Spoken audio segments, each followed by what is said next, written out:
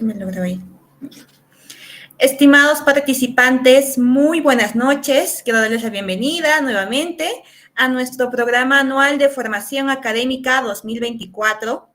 Vamos a dar inicio con el segundo módulo, que es el curso especializado denominado Obras Públicas de este curso, que se llama Manejo de los sistemas CIAF, SIGA, CAC y Obras Públicas, el cual va a ser desarrollado desde las 6 de la noche hasta las 8 de la noche. Mi nombre es Luz Anaísa Dania Yavilla Choquehuayta, soy secretaria arbitral del Centro de Arbitraje ACNAD y estaré a cargo de moderar el presente módulo. El presente programa está siendo organizado por la Corte Nacional de Arbitraje y Disputas ACNAD. Asimismo, también quisiera agradecer a nuestros coorganizadores, quienes dan un mayor realce a este curso. Ambas instituciones de reconocida trayectoria. Me refiero al Ilustre Colegio de Abogados de Puno y al Colegio de Ingenieros del Perú, Consejo Departamental Puno. Comunicar a nuestros participantes que la asistencia se les va a estar enviando mediante el link de esta reunión Meet, por lo que les recomiendo que estén atentos al chat. Así también recordarles que las preguntas, el mismo ponente se las va a otorgar un tiempo para que puedan realizar las preguntas, por lo cual ustedes pueden escribir sus mensajes al chat, como también cuando se les autorice pueden levantar la mano. Así también recordar a nuestros participantes que deseen el certificado, que puedan realizar el pago lo más pronto posible para que su certificado también no haya demora en la emisión de los certificados, ¿sí? Con estas consideraciones, quiero dar la bienvenida a este programa, a este curso, a nuestro ponente, quien va a estar a cargo esta noche. Él es abogado e ingeniero civil, cuenta con una maestría en Derecho por la Universidad de Castilla-La Mancha, España. Él es especialista en Derecho Administrativo, en arbitraje, conciliación y contrataciones con el Estado. Tiene una amplia experiencia como asesor en contrataciones públicas y privadas y además posee una amplia experiencia como árbitro y conciliador extrajudicial. Tengo el gusto de presentar al doctor Jefferson Jesús Sadko Morán. Bienvenido, doctor. Muy buenas noches.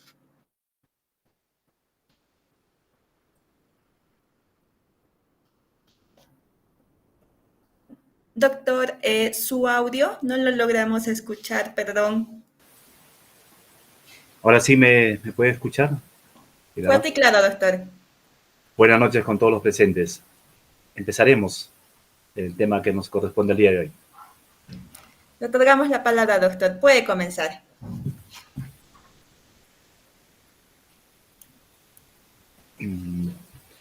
El tema que me solicitaron en esta oportunidad, el Centro de Arbitraje, es estrictamente sobre obras públicas. Bueno, es un tema muy amplio para poder desarrollar, pero entiendo yo que se ha delimitado un poco este tema en 4 puntos.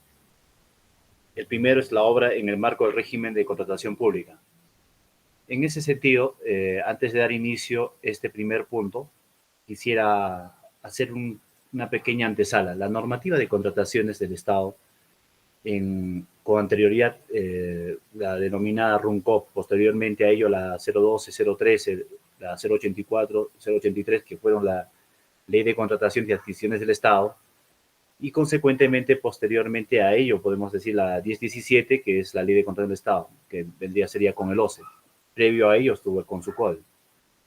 Y actualmente tenemos la nueva normativa y que posiblemente va a sufrir ciertas modificaciones la nueva ley. En esa medida, debemos manifestar que la normativa en contratación del Estado, esta norma regula, pues entre otras cosas, los contratos de obra pública en el Perú. En este caso, podemos determinar que están establecidos como contratos de prestación recíproca entre las partes, es decir, entre contratista y entidad, en los cuales convengan tanto la ejecución de la obra que realiza el contratista como el pago por la retribución realizada por el contratista y por parte de la entidad que retribuye. También podemos precisar que el Código Civil en su artículo 1771 señala que Por el contrato de obra, el contratista se obliga a hacer una obra determinada y el comitente a pagarle una retribución. En un contrato de obra pública, el comitente es la entidad, en este caso el Estado, lo que le otorga características especiales o prerrogativas especiales que posteriormente en la parte 4 vamos a desarrollar. Y el contratista suele ser la empresa privada, ya sea por consorcio o sea una persona jurídica o persona natural. Dicho eso, vamos a dar inicio. ¿Podría, por favor, siguiente? Vamos a definir qué es una obra. Una obra se puede determinar como una construcción, reconstrucción, remodelación, mejoramiento, demolición, renovación, ampliación, habilitación de bienes inmuebles, tales como edificación, estructuras, excavaciones, perforaciones, carreteras, puentes, entre otros. En realidad, ¿qué necesita una obra? Una dirección técnica, es decir, tanto un residente de obra, especialistas y una supervisión. Asimismo, requiere un expediente técnico aprobado, debidamente aprobado. También que cuente con la debida certificación presupuestal o la asignación presupuestal. Ahora, el expediente técnico, ¿qué debe contener? Ciertas especificaciones, como por ejemplo, mano de obra, materiales y equipos, que son tres situaciones que siempre se involucran. Dentro de ellos, vamos a desarrollar posteriormente adelante. Seguimos, por favor.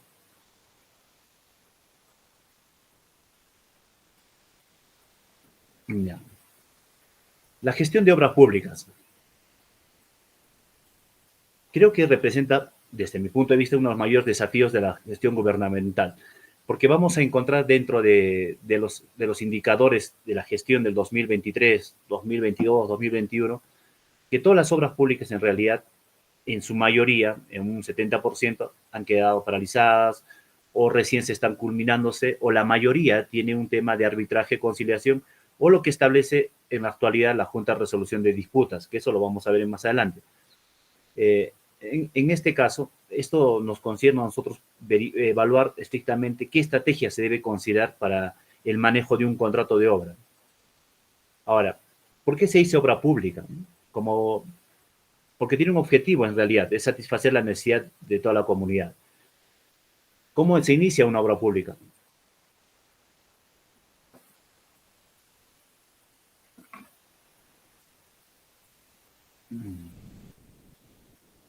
Una obra pública en realidad se inicia con la necesidad, es decir, la población o la comunidad o la sociedad civil requiere cierta situación. Podemos llamarle, por ejemplo, una carretera, una pavimentación, agua, desagüe, habilitaciones. Por consiguiente, parte desde ese punto de vista. Previo a ello, para ver el tema de obras públicas, vamos a hacer las actuaciones previas. Por favor, ¿podría continuar con la diapositiva? Procesos previos. Como decía, para el reconocimiento de una necesidad en la comunidad, este proyecto de obra debe poder demostrar su rentabilidad. Anteriormente, con lo que era el SNIP, se hacía costo-beneficio, ¿cierto? Y actualmente con Invierte también se ve de igual manera. Son ciertos matices diferentes de cierta forma, pero en realidad se tiene que demostrar en este caso por el Sistema Nacional de Programación Multianual y Gestión de Inversiones, que es actualmente el INVIERTP. Adelante, por favor. Bueno, el ciclo de inversión todos conocemos. El INVIERTP ya lo establece. La programación multianual, la formulación y evaluación, ejecución y el funcionamiento. ¿Qué es el ciclo del proyecto? En realidad, nosotros vamos a enfocarnos estrictamente en la parte de formulación, una parte, y estrictamente en la parte de ejecución. Más adelante. Continuamos. Bueno, los conceptos de lo que establece la programación multianual de inversiones, formulación y evaluación, ejecución. En esta parte nosotros vamos a estrictamente basarnos en la parte de ejecución, es decir, comprende la elaboración del expediente técnico o documento equivalente. En este caso, en nuestra legislación, estrictamente es el expediente técnico, ya sea para administración directa, o sea por contrato o por convenio. Y consecuentemente, una vez aprobado el expediente técnico, estamos hablando de una ejecución física de la obra, es decir, la inversión que tiene que ejecutarse. Asimismo, el INVIERTP establece que tiene que haber un seguimiento físico y financiero a través del tema de seguimiento de inversiones, que también lo establece. En esa medida nosotros vamos a enfocarnos en este preámbulo estrictamente a lo que es la ejecución. Vamos a ver cómo se hace la gestión de un contrato, la ejecución contractual y todo el tema de controversias que pueda surgir en mérito a un contrato. Siguiente, por favor. Bueno, vamos a encontrar un punto interesante, modalidades de ejecución de obras. En realidad, nosotros podemos establecer varias modalidades de ejecución, pero solo se establecen 2 puntos en realidad, ¿no? Por lo que vemos en nuestra legislación. Obviamente que ahora hay obras por impuestos, a sesión público-privado, y posiblemente lo que venga algunas modificaciones con Proyecto Perú y otras cosas, ¿no? Pero, sin embargo, nosotros vamos a enfocarnos en determinar qué es el tipo de ejecución presupuestaria directa, que normalmente lo conocemos como obras por administración directa. ¿Esto qué implica? Que la entidad pública en realidad desarrolla su expediente técnico o lo hace por contrato al expediente técnico o a través de un consultor, pero la ejecución lo desarrolla a través de sus propios recursos, es decir, con su propia capacidad instalada. En esa medida, es decir, la entidad empieza a contratar al personal, paga lo que es mano de obra, adquiere los insumos y ejecuta. Esto normalmente se desarrolla en todas las instituciones públicas, pero parte bastante de la capacidad instalada que tenga la entidad. Ahora, ahí tenemos bastantes críticas, los que por lo menos hemos estado viendo en ejercicio de función de la administración pública y las autoridades, tanto a nivel gobierno regional o gobierno local, se aprecia que bastante de las entidades públicas ejecutan sus obras por administración directa, en vista de que para ellos se les facilita el manejo de sus recursos, es decir, a través de mano de obra, equipos, herramientas. Pero, sin embargo, cuando uno hace un costo-beneficio, no evalúan la capacidad instalada que tiene la municipalidad. Por citar un ejemplo, un gobierno regional que tiene presupuesto para inversiones aproximadamente 800 millones, no tiene la capacidad instalada para poder ejecutar estrictamente las obras por la administración directa o a un porcentaje de un 80-90%. Eso te conlleva ejecutar la obra por contrata o convenio. En esa medida, las personas que estén involucradas en la administración pública, ya sean los cargos de infraestructura, proyectistas o lo que desarrollen en esa organización, debería priorizar siempre hacer un balance de su capacidad instalada para poder afrontar una ejecución de obra. Si lo va a hacer por administración directa, ver si tiene la capacidad instalada suficiente para poder desarrollar sus actividades. Ahora, la ejecución de presupuestaria directa, o como le llamemos obra por administración directa, se enmarca dentro del Sistema Nacional de Presupuesto. Pero al margen de ello, tenemos el reglamento en este caso, la resolución de contraria 125, la cual ha sido derogada con esta resolución 432 a través de la directiva 17, que ciertamente entra en vigencia, si no me equivoco, el 1 de junio, que tiene que tener ciertas modificaciones a nivel de estructura organizacional de las entidades públicas. Siguiente, por favor. Modalidad de ejecución de obras. En esta parte vamos a hablar de lo que es la presupuestaria indirecta, es decir, la obra por contrata, ¿no? Y la parte de convenios. La obra por contrata, en realidad, lo que establece o lo que se enmarca en este caso es que la entidad contrata a una empresa privada, sea persona natural jurídica o en consorcio, para que pueda ejecutar la obra. En este caso, contrata y encarga la ejecución a través del 100%, es decir, la empresa va a suministrar la dirección técnica, los materiales, equipos y herramientas. La entidad posiblemente haga el monitoreo o la administración de dicho contrato. Cuando uno ve en las entidades públicas a nivel de sector o a nivel de local, no regional ni ministerial o primer nivel, vemos que se convoca una obra, pero no consideran la administración o monitoreo o seguimiento de dicho contrato. Si bien es cierto el reglamento y la ley de contrato de Estado establece que la administración del contrato lo tiene el órgano encargado de las contrataciones, en este caso, sea llamada logística o abastecimiento, tal cual como sea establecido en la organización de cada entidad. Pero, sin embargo, se requiere de una especialidad o un profesional o un grupo de profesionales que pueda realizar la administración de dicho contrato. Ahora, las obras por convenio. Cuando la obra se ejecuta producto de compromisos formalizados a través de convenios y que normalmente suceden entre entidades públicas. Ahora, también es cierto que hay convenios si bien es cierto entre ministerios o con el ejército, como se ha establecido, se dio bastante, ¿no? Mi persona fue, por ejemplo, administrador de un convenio, el Ministerio de Vivienda, cuando el Ministerio de Vivienda realizó la reconstrucción del norte, se hizo ciertas edificaciones en Piura, y se firmó un convenio para que el ejército peruano, a través de su área de ingeniería, pudiese ejecutar esas viviendas, ¿no? Y se administraba el convenio con varios profesionales, entre ellos ingenieros y abogados, para ver el tema de la transferencia y todo ello, ¿no? A ese nivel se trabajó, pero sin embargo, también es cierto que los convenios podría ser que la entidad pública, podamos llamarlo gobierno regional de Lima, firme un convenio para que encargue el proceso de selección a una entidad no gubernamental, como por ejemplo la UNOPS, la OIM, la OIE, ¿no?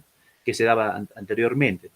Puede encargar tanto lo que es la ejecución de la obra como el proceso de selección.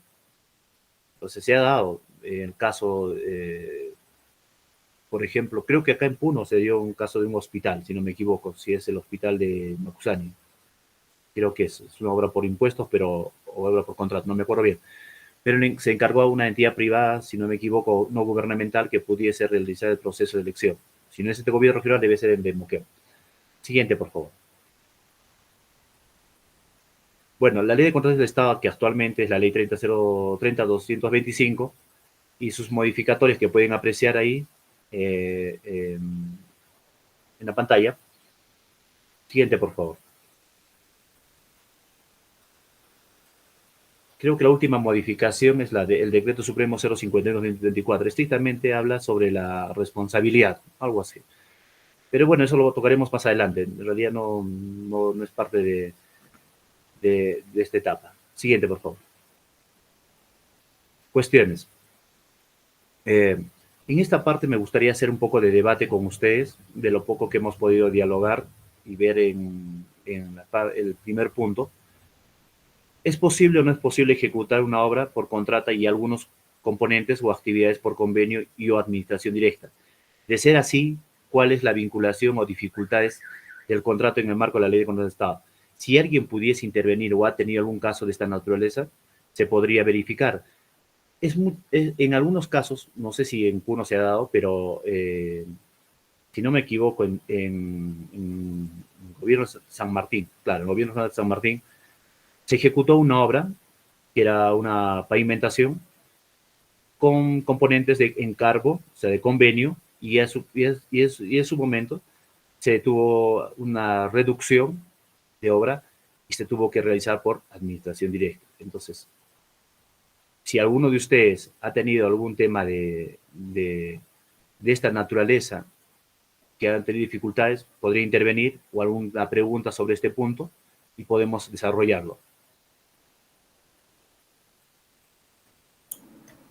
Se invita a nuestros queridos participantes a que puedan levantar la mano o realizar sus preguntas en el chat de esta aplicación Meet. Esperaremos un momento, doctor.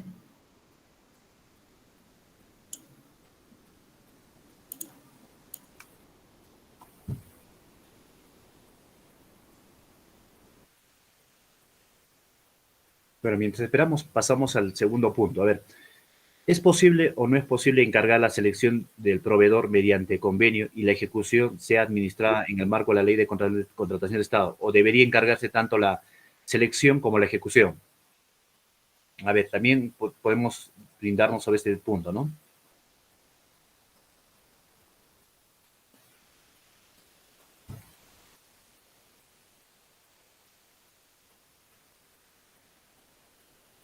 Bueno, vamos a desarrollar en todo caso nosotros mientras alguien hace la consulta.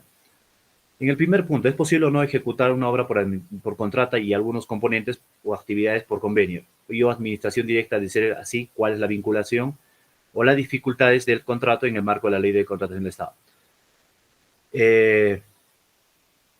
Vamos a citar un ejemplo del año 2008. En ese tiempo, en la ciudad de Puno no se ejecutaba obras por contrata. Sin embargo, en la región de Cusco sí se ejecutaba ese tipo de obras. En realidad, en ese tiempo estaba vigente el CONSUCODE, que era el órgano que supervisaba las contrataciones con el Estado. En este caso, la Universidad Nacional San Antonio Abad del Cusco convoca por contrata la ejecución de la obra pavimentación de las facultades de ingeniería electrónica o mecánica eléctrica, si no me equivoco. Dentro de esos componentes se suscribe un convenio con la entidad Percopesco. Percopesco es estrictamente dedicada a la pavimentación o asfaltado. El convenio establecía que Percopesco, en este caso Copesco, colocaba la carpeta asfáltica de la pavimentación. Sin embargo, el contrato de obra establecía que la base, subbase y la parte de actividades como sardineles, iluminación, lo realizaba o lo realizó en este caso la empresa contratista.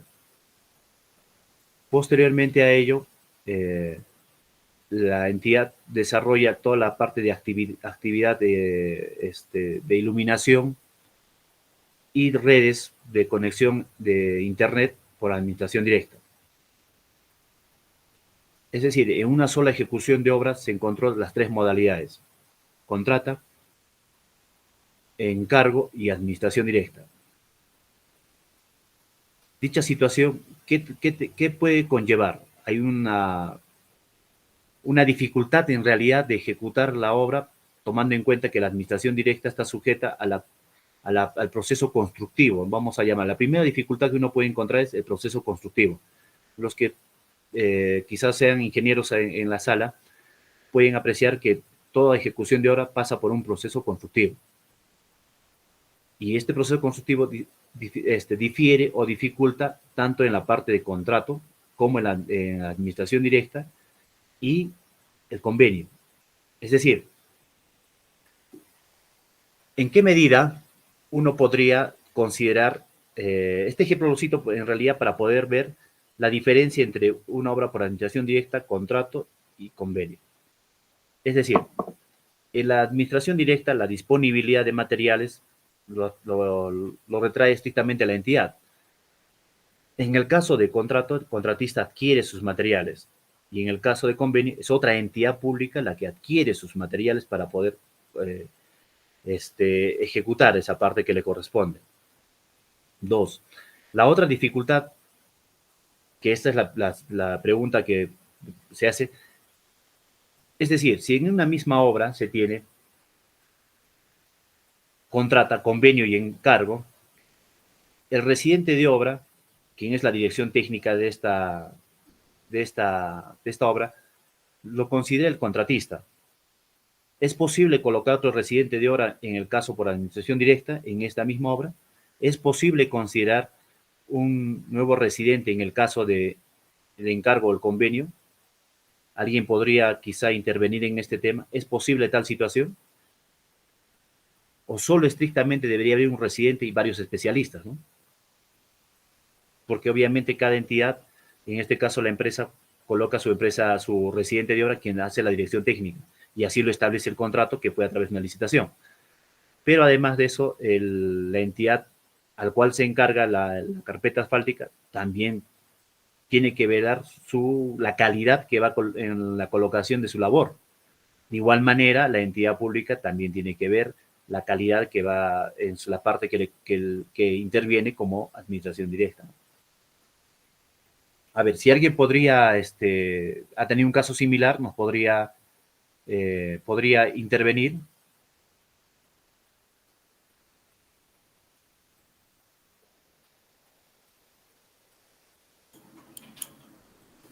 Doctor, tenemos una pregunta, bueno, en el chat han escrito. Le voy a dar lectura, doctor. Hugo Yucra menciona, bueno, en el 2021 se resolvió el contrato por mutuo acuerdo con el contratista, dejando en un 50% de avance.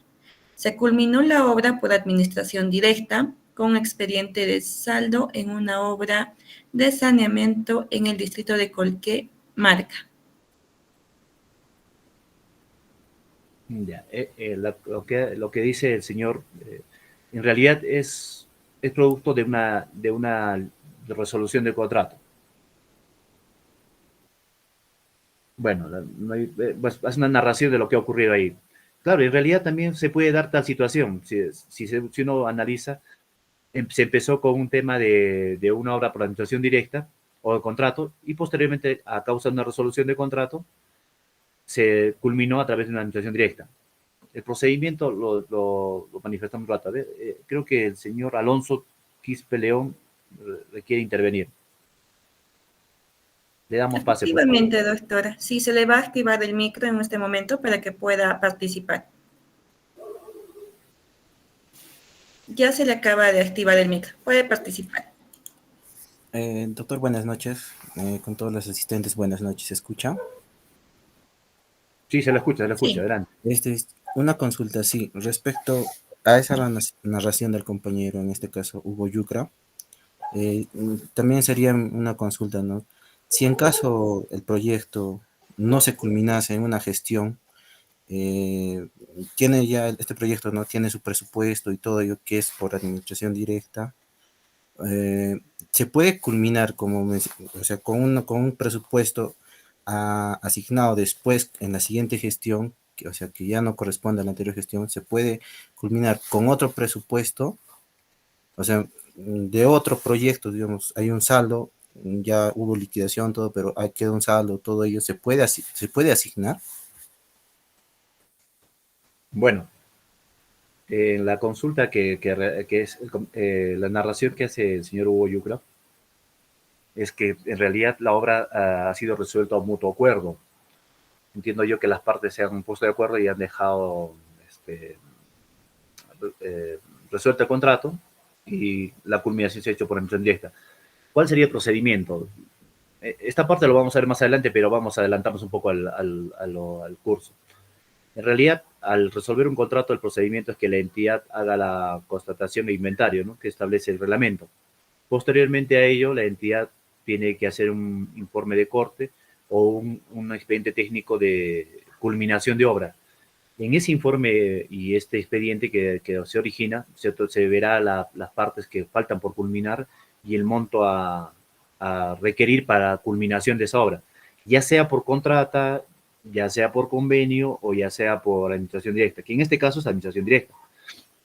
En esa medida, la entidad tendrá que ver la asignación presupuestal, ya sea con los saldos que quedan o en su defecto ver las rebajas que tuviese en su momento, ¿no? Si la entidad tiene presupuesto o saldos de otras obras o a través del MEP se le puede asignar esos saldos de obra para que puedan ejecutar y culminar la parte, si es posible. Y en algunos casos hay obras en las que el que financia no es la misma entidad. La entidad, si bien es cierto, unidad ejecutora, pero la que financia es un ministerio, puede ser vivienda, transportes o ello, ¿no? En este caso también se firma el convenio ampliando la asignación presupuestal. Pero si en este caso es la misma entidad, la entidad tendrá que ver la asignación de esos recursos, solicitar una ampliación presupuestal o en su defecto ver las rebajas que hubiese en su momento, ¿no? Bueno, creo que con eso brindamos un poco la consulta que realizó ahora. Pero retomando al punto que habíamos hecho la consulta, en realidad aquí hay un tema de análisis jurídico un poco y el aspecto técnico. Si bien es cierto, la parte de contrato era la base subbase, es decir, solo había un residente de obra, no podría haber más residentes de obra, pero sin embargo, debería haber especialistas que puedan verificar si, por ejemplo, la base subbase estaba completamente correcta a través de los ensayos de campo, ¿no? La densidad de campo, por ejemplo.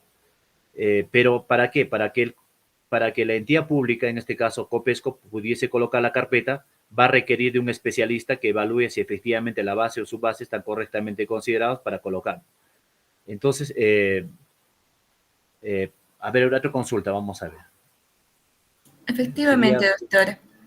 Es de Ricardo Vera, que indica, sería bueno también explicar si la supervisión de obra con un residente de obra es el único que debe velar por el avance de la obra, o también necesitamos tener un supervisor de la obra por parte de la entidad pública. Claro, en este caso, si bien es cierto, como estuvimos ahí explicando, viendo el tema, si bien es cierto hay un solo residente y la entidad, cabe la posibilidad de colocar un supervisor o en este caso un inspector, dependiendo de la magnitud de la obra, vamos a llamar. Hagamos de cuenta que esta obra es de 2 millones, es pequeño. En todo caso es posible que sea un inspector de obra y no requiera estrictamente un supervisor. Ahora, el primer inconveniente que uno tiene es que cuando el contratista te va a solicitar alguna ampliación, la opinión jurídica que tiene que ver es que la dificultad que uno tiene ahí es el proceso constructivo. Es decir, va a empezar el contratista a hacer la base, subbase y la parte de concreto, que es los arneles, ¿no es cierto? Pero sin embargo, tiene que dejar habilitado para que el convenio ingrese y empiece a hacer la carpeta asfáltica. Pero previo a ello, dentro de la base, subbase, tiene que transita o pasa todo lo que es las instalaciones de agua, desagüe y la parte de instalación de internet, que es por administración directa. Entonces, cuando uno analiza desde el aspecto técnico, el primer punto es el proceso constructivo. Segundo punto, desde el aspecto jurídico, las ampliaciones de plazo por demora, ya sea en el convenio o en la administración directa, conllevan estrictamente a la obra por contrata, ya sea por fuerza mayor o caso fortuito. Obviamente que el reglamento establece no causas no atribuibles al contratista, pero en realidad fuerza mayor o caso fortuito. Ahora, a la pregunta que hace, la supervisión, si bien es cierto, solo es una, que es el inspector de obra o la supervisión que establece, en este caso, la entidad que convoca el proceso de selección, que con la anterior ley, actualmente el procedimiento de selección. Pero esta dificultad se va a encontrar ya que sean los ingenieros o los abogados que estén al momento de emitir la opinión legal respecto a la ampliación de plazo, respecto a cualquier adicional que involucre en una sola obra tanto el convenio como la administración directa y el contrato. Porque si bien es cierto, el principal vínculo contractual es la obra por contrato y esta está sujeto a ampliaciones de plazo adicionales y pago de mayores gastos generales por hechos de que posiblemente sean retrasos o situaciones que sean causadas estrictamente por el convenio o estrictamente por la administración directa. Es decir, esta situación conlleva eso. Entonces, es una situación de bastante análisis que lo vamos a ver más adelante en un caso estrictamente con plazos y todo, que vamos a hacer un taller en este caso, pero voy adelantando a este hecho. Los que sean abogados o los que sean ingenieros o de otra profesión van a poder ver el tema. Analicemos desde el aspecto técnico y desde el aspecto jurídico. ¿Cómo uno podría pronunciarse si uno es jefe de asesoría jurídica o asesor en contrataciones con el Estado cuando el contratista te solicita una ampliación de plazo en vista que ha demorado la entidad en colocar la instalación de agua y desagüe o en su defecto ha demorado en colocar el tema de internet? O vayamos a un caso hipotético, que el contratista al momento de hacer la excavación se llevó el cable de fibra de internet, ¿no? En este caso, al ser el cable de internet de fibra, no se puede conectar, ¿no? Tiene que ser una instalación completa. Y eso conlleva a un tema de mayor prestación, o en su defecto, la entidad tendrá que, por administración directa, ver la forma de ampliar ese expediente de administración directa, o en su defecto hacer un adicional para que el contratista lo elabore. ¿Y eso qué conlleva? Entonces, ¿cuál sería la causal de una ampliación de plazo, ¿no? Y los adicionales? Ese tema lo vamos a ver más adelante. Era más o menos para que razonemos sobre la diferencia que existe entre una obra por contrata, una obra por administración directa y una obra por convenio, o que en un solo paquete se pueda ver las tres cosas. Qué situación que en realidad a veces no se da, pero los que han podido ver desde el punto de vista técnico, desde el punto de vista jurídico, podrán dar mayor apreciación en la parte 4 o 3 que nos corresponde de este curso. Bueno, proseguimos con el tema del segundo punto. ¿Es posible o no es posible encargar la selección del proveedor mediante convenio y la ejecución sea administrada si la ejecución sea administrada por la ley de contratos de Estado o no debería encargarse?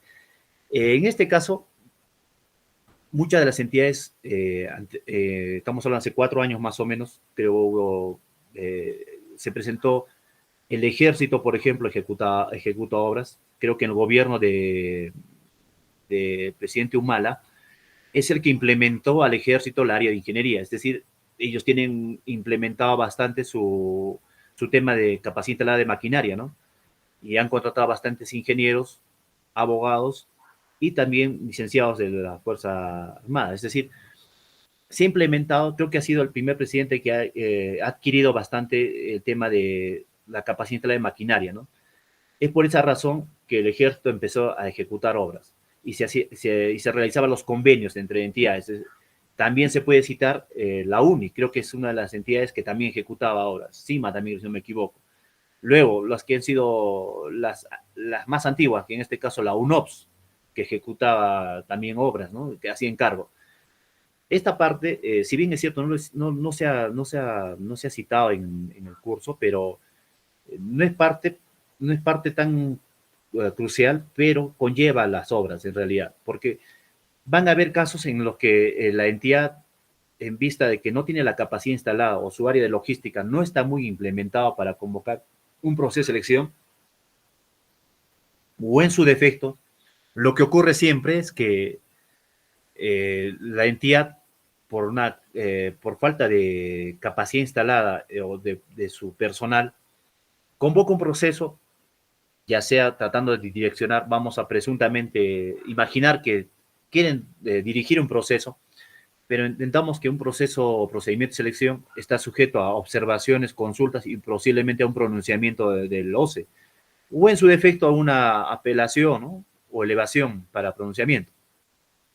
En esa medida, el proceso se cae, ¿no? Se lanza un proceso, se cae, se lanza, se cae. Entonces, la entidad optó de una manera rápida, dice, vamos a realizar el convenio pongamos el caso con la UNOPS, un ejemplo, la UNOPS, que es un organismo no gubernamental, convoca el proceso, selecciona al proveedor, sea una empresa que está dentro de su staff.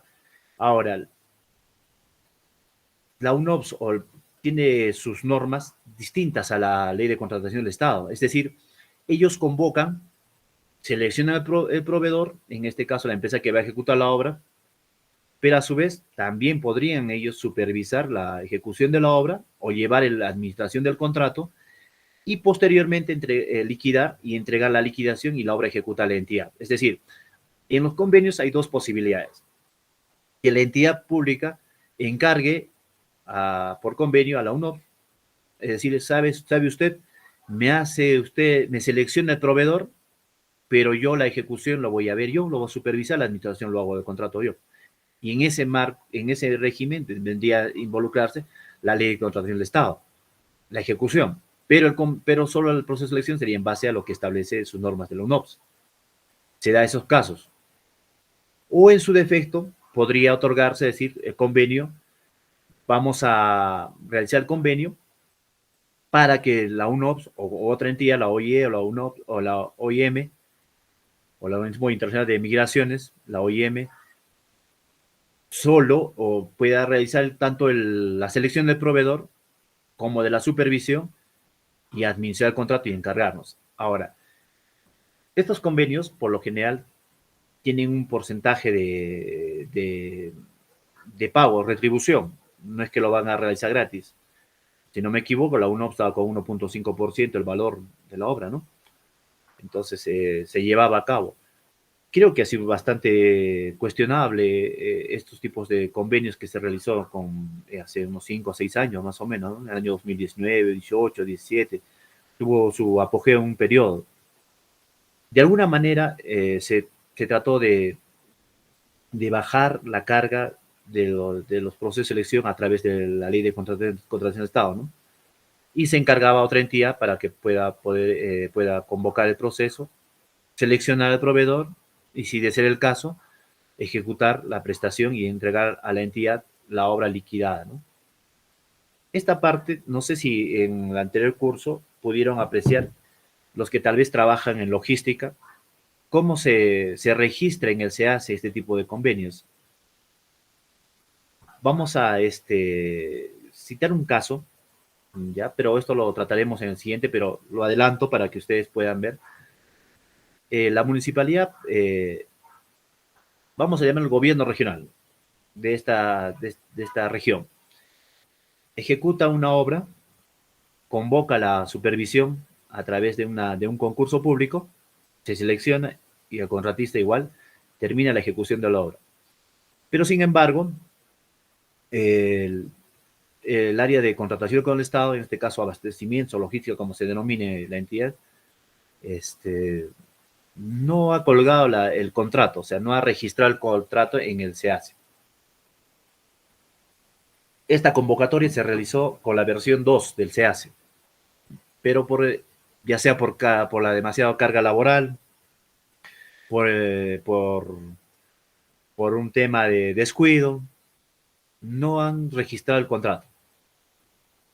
Para mala suerte de ellos, la versión 2 del SEACE se deja sin efecto, ya no se utiliza esa plataforma, y el OCE determina la versión 3.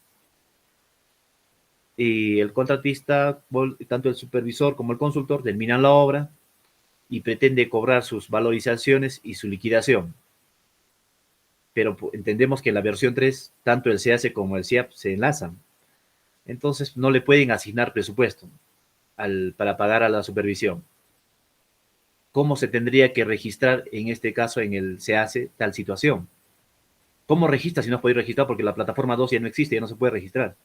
Y en la 3 requiere una asignación presupuestal que fue en la versión del 2. ¿Cómo pagas? La entidad no sabe cómo pagar al contratista y a la supervisión, los saldos que tuviesen por pagar. ¿Y a qué conllevaría eso? Ese caso lo veremos más adelante, pero es un tema interesante porque en realidad esto nos lleva a que también en el tema de contratación pública, al margen de un contrato, se da estas situaciones técnicas y administrativas que conllevan a un vacío, ¿no? ¿Cómo registrar? Nadie puede registrar porque ni el mismo se le dice cómo registrar, no se puede, porque la versión 2 ya no existe. Sin embargo, el contratista y la consultoría o la supervisión requieren en este caso su pago, su derecho por su prestación que realizaron, ¿no? ¿A qué debe recurrir? Arbitraje, muchos dicen, sí, también es arbitraje, pero la entidad podría solucionar de alguna manera. Los que trabajen en logística más adelante nos ayuden en ese tema o analicen, revísenlo. En el punto 3 tocaremos ese punto. Siguiente, por favor. ¿O alguna pregunta por acá que tengamos hasta este punto?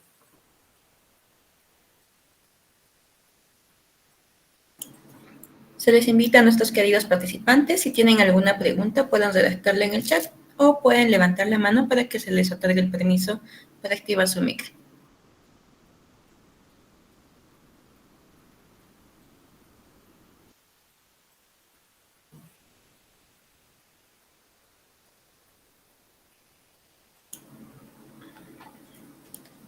Bueno, proseguimos.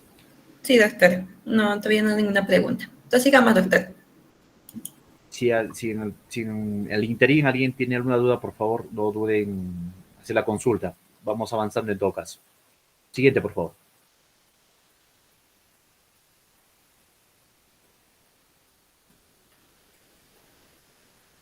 Expedientes técnicos de obra. Bueno, vamos a desarrollar esta parte un poco, no tan profundo, porque en realidad es bastante técnico la elaboración del expediente técnico de obra, ¿no? Es un tema muy técnico, los procedimientos administrativos y legales y para su aprobación y todo ello, ¿no? Pero vamos a hacer un poco más dinámico, pero sin embargo, a ver, cuestiones, consultas para un tema de poder debatir. Hay varios casos que se han dado y me gustaría que participen los que conozcan el tema de los que sean ingenieros, también la parte de los que sean abogados, podrían darnos para subsanar omisiones o errores del expediente técnico. Vamos para adelante entonces. Expedientes técnicos de obra. Desempeña un papel importante para la ejecución de obras públicas o privadas. Entonces, un expediente técnico en realidad es la fuente, ¿no? En realidad, un expediente técnico contiene toda la información técnica, el procedimiento, la forma de pago, la cantidad que se va a ejecutar, los costos, los planos a detalle, es decir, y lo más importante para nuestro caso, que es en el marco de la Ley de Contratos del Estado, el valor referencial, que tiene cierta vigencia, y que esto nos va a servir para poder convocar a un procedimiento de selección, es decir, convocar nuestra ejecución de obra.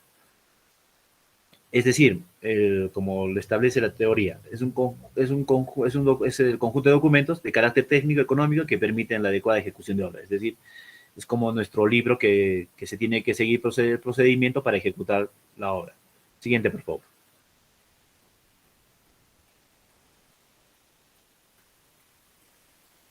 ¿Podría continuar, por favor?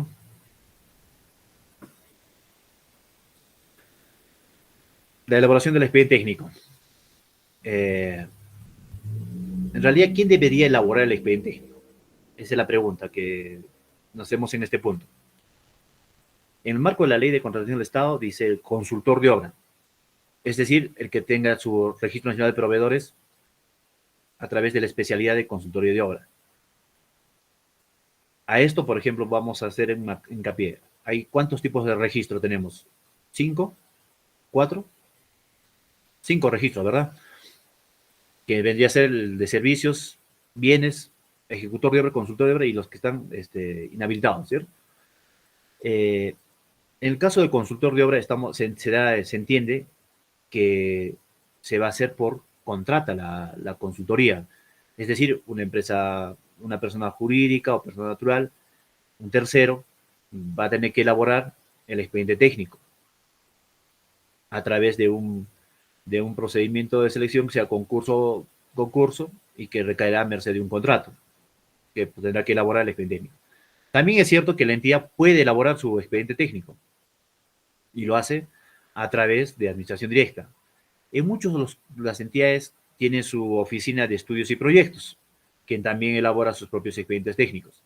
O en su defecto, creo que hacen su plan de trabajo, que también a través de un plan de trabajo elaboran los especialistas y un jefe de proyecto quien elabora. Ante ello, hay ciertas, de los que sean abogados van a tratar de entender que hay un tema que no debe darse de esa situación, de esa manera. Pero bueno, eso lo pasaremos más adelante. Ejecutor de obras. También el ejecutor de obras podría realizar el expediente técnico. Es decir, si la obra se está ejecutando a modalidad llave en mano, concurso oferta, quien tiene que elaborar el expediente técnico es el ejecutor, ¿cierto?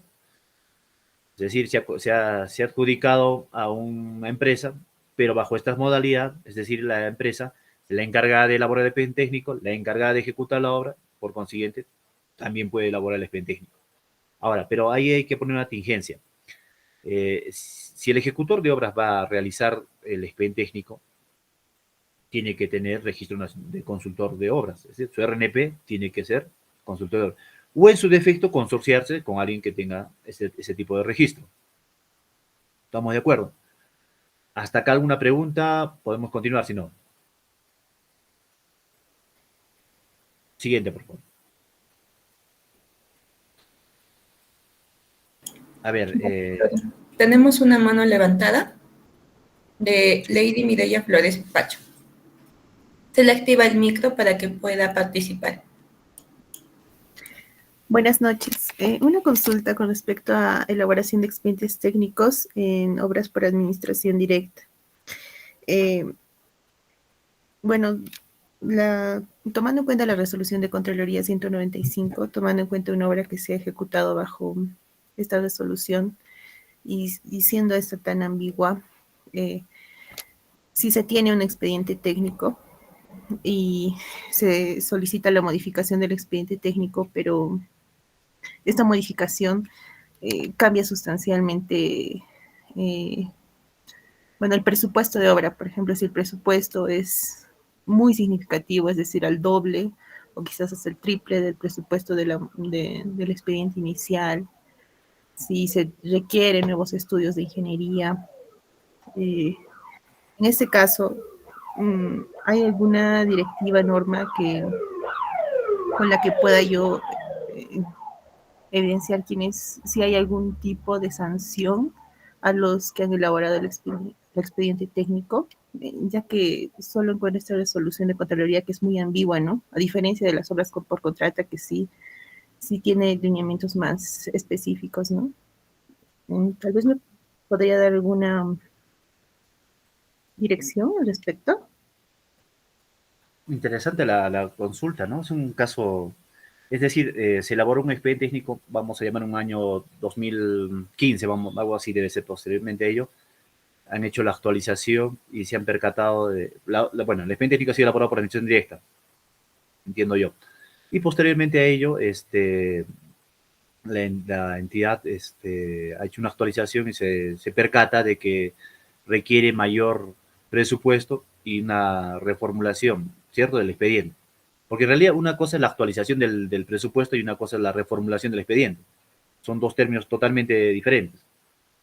Entiendo yo que si es una actualización del presupuesto, solo se va a actualizar el presupuesto, más no se tiene que variar el diseño ni el fondo de la materia, es decir, o sea, el diseño no se va a corregir, solo el presupuesto. Pero el otro caso sería en el que el presupuesto, si bien es cierto, se actualiza, pero sujeto o a merced estrictamente de la modificación del expediente, es decir, el expediente ha quedado, todo el diseño ha sido modificado, ha variado las condiciones. ¿Es posible tal situación? Esa es la pregunta, ¿no? Es lo que yo entiendo la consulta. ¿Qué se debería hacer en ese caso? A ver, hay un caso similar a esto en el cual el proyectista, las personas han sido involucradas en un proceso en la vía ordinaria, ¿no? La Procuraduría los ha denunciado en este caso. Porque en realidad cuando tienes un proyecto que supera más del 50% en su modificatoria, es decir, estamos hablando, si la obra en su momento, el expediente tenía una proyección de 2 millones y posteriormente a la reformulación, en mérito a una actualización y modificación del expediente, superase el 50%, hablando de más de 4 millones, ya carece ese proyecto de ejecutarlo, ¿no? Tendríamos que cerrar ese proyecto y volver a armar otro, ¿no? Porque en realidad habría una afectación al Estado en este caso. Supera bastante el monto. O alguna intervención que tal vez tengamos ahí a un colega abogado, un colega ingeniero que podría ver, pero desde mi punto de vista deberíamos el proyecto cerrar el proyecto y determinar las responsabilidades, ¿no? Porque debe haber una responsabilidad por cuál fue la razón por la cual no se ha conseguido. Tal vez la necesidad desapareció, cambió la necesidad, pongamos el caso que hubo un huaico y se llevó la zona y bueno, pues requiere un mayor trabajo, ¿no? Es una posibilidad. O los defectos es que las personas que han realizado el expediente técnico en su momento no han ido in situ, no han podido verificar realmente, ¿no? Tendríamos que ver estrictamente cuál es la causal o la razón por la cual ha superado más del 50%. De que sí acarrea responsabilidad, sí. Sí acarrea responsabilidad en realidad. Porque hay una expectativa en realidad por parte de los beneficiarios en que se ejecute esta obra, ¿no? Y el Estado ha invertido dinero en la elaboración de dicho expediente. Y consecuentemente las personas han lucrado a través de un trabajo que en realidad no se va a ejecutar, ¿no? Entonces, ante ello, no he visto un caso en el cual se haya dado más del 50% modificar el expediente técnico. En realidad, las modificaciones deben ser menores. porque también el área de presupuesto va a tener que asignar esa ampliación o modificar el proyecto inicial. Bueno, no sé si con eso puedo atender su consulta, pero dicho esto, sería cuestión de analizar bien el punto, cuál ha sido el motivo exacto por la que este expediente técnico al momento de hacer su reformulación o su actualización de precios haya incrementado más del 50%. Si solo fuese por un tema de, pongamos, en época de pandemia, que los precios se han elevado en ese momento, podría ser, ¿no? Pero dudo mucho que sea por ese tema. Siguiente, por favor. Memoria descriptiva. Bueno, ¿qué compone un expediente técnico? La memoria descriptiva, ¿no? Constituye la descripción del proyecto. Bueno, en realidad es una descripción de lo que en realidad consta el proyecto, los objetivos a alcanzar, quizá la modalidad de contrato, encargo, tal tema, ¿no? Estudios básicos y específicos. Bueno, los básicos, lo que siempre establecen, ¿no? Topografía, mecánica de suelos, o entre otros que pudiese darse. Los específicos, quizá hidrología, calidad de agua, estudios sanitarios, en lo que establezca estrictamente la especialidad que se va, en la que se está elaborando este expediente técnico o este proyecto, ya sea de carreteras, sea de carreteras, por ejemplo, va a haber canteras, distancias, ¿no? Tienen mezclas y todo ello. En caso de edificaciones, mecánica de suelos, todo ello, ¿no? Siguiente, por favor. Planos de ejecución de obra. Bueno, en este plan los planos debe reflejar de manera exacta los componentes físicos de la obra, ¿no? Y en este aspecto hay mucha discrepancia. El mismo OCE se contradice en varias opiniones, ¿no? Porque dice, oye, si tu plano dice una situación, pero tu presupuesto no está establecido como tal, pues tienes que ejecutarlo, ¿no?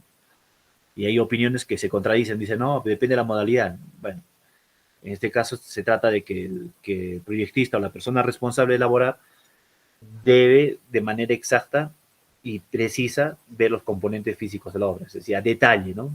Para evitar cualquier tipo de cuestionamiento durante la ejecución de la obra.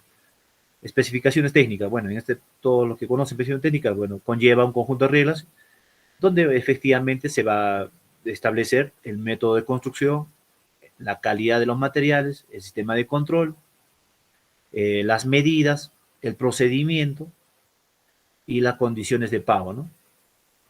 Siguiente, por favor. Componentes del expediente técnico. Metrados. Es la cuantificación de los trabajos a realizar por cada partida.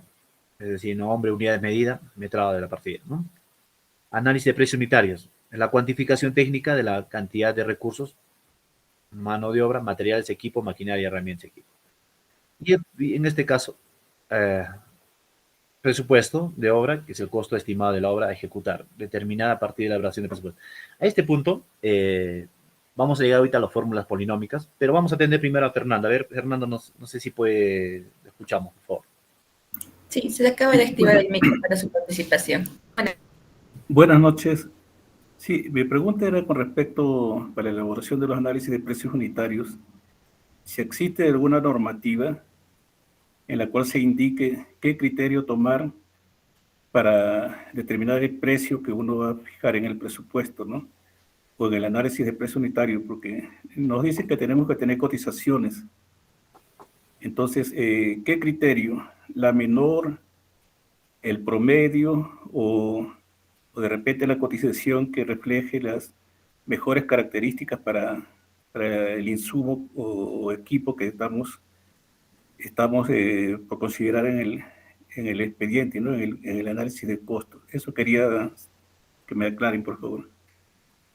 Ya. En realidad, el tema del análisis de precios unitarios, los montos a considerar estrictamente por los materiales estrictamente, porque en realidad mano de obra ya uno se basa en lo que dice construcción civil, ¿cierto? Pero en caso de materiales, si bien es cierto, lo refirió Fernando, lo que dice Fernando refiere de que puede ser cotizaciones, en realidad uno, cuando elabora un expediente técnico, debería considerar varias fuentes, eso se llama fuentes, ¿no? ¿Qué fuente uno podría ser? Por ejemplo, si es por contrata o administración directa, cual sea el caso, verificar la actualización de la base de datos que tiene la oficina de abastecimientos.